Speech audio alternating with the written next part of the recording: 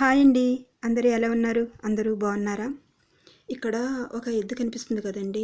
అది 2 డేస్ నుంచి మా అపార్ట్మెంట్ ఇసుక తిప్ప దగ్గరే పడుకొని ఉంటుందండి.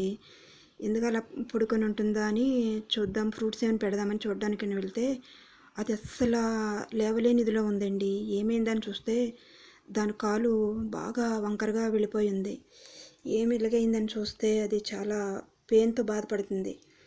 అయితే మా పాపతో ఆ మార్నింగు ఆ ఫ్రూట్స్ అన్నీ పంపించి వాటర్ అన్నీ పెట్టించానండి.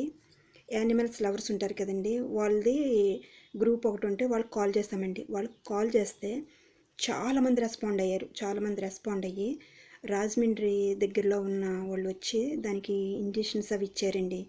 ట్యాబ్లెట్స్ అవి ఇచ్చారు. చాలా వీక్గా ఉందని చెప్పారు. పాపం చాలా వీక్ అయిపోయింది. అలాగా రోడ్ల మీద పడుకొని ఉంటాయి కదండి, స్పీడ్గా వెళ్ళడం వల్ల వాటిని గుద్దేయడం అలా చేస్తూ ఉంటారు. అలాగా స్పీడ్గా వెళ్ళడం ఎందుకండి, కొద్దిగా లేట్ అయినా కొద్దిగా స్లోగా వెళ్తే పాపం అవి చూసారా ఎంత బాధపడుతున్నాయో. చాలా చాలా సఫర్ అవుతుంది అది. మనం కొద్దిగా లేట్ అయినా స్లోగా వెళ్తే మంచిది కదండి.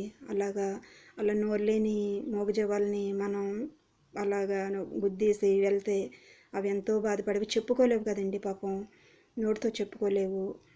ఇంకా అది వచ్చిన కానీ అలాగే పడుకొని ఉంటుంది. లేచి వెళ్ళి మేత కూడా తినలేకపోతుంది. చూస్తే చాలా బాధ అనిపిస్తుంది. అలా 2 డేస్ నుంచి అయితే దాని గోధుమలు అవన్నీ రుబ్బి పెడుతున్నామండి, తింటుంది. ఉలవలు ఇవన్నీ అయితే తీసుకొచ్చాము, అవన్నీ రుబ్బి పెడుతున్నానండి.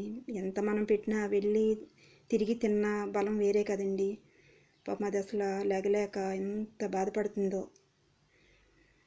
ఉలవలు ఇవన్నీ తీసుకొచ్చి మొత్తం నానబెట్టి రుబ్బి పెడుతున్నామండి.